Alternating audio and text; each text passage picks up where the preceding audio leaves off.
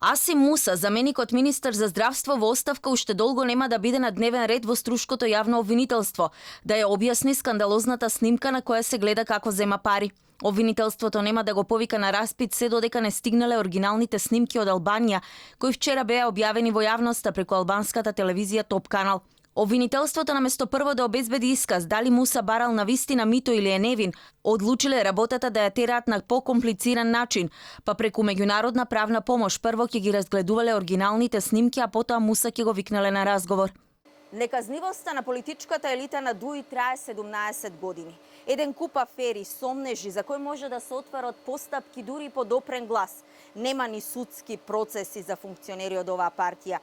СЈО дури и да немаше бомби за политичарите од ДУИ.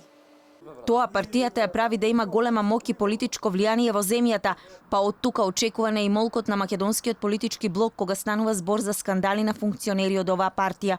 Вчера албанската телевизија објави снимка на која според нив Асим Муса е снимен како договара мито за една хируршка интервенција. Наводно за возврат барал 1000 евра, па добил капар од 50 евра. Заменик министерот вчера ја најави својата оставка, а тврдеше дека албанскиот медиум го наместил.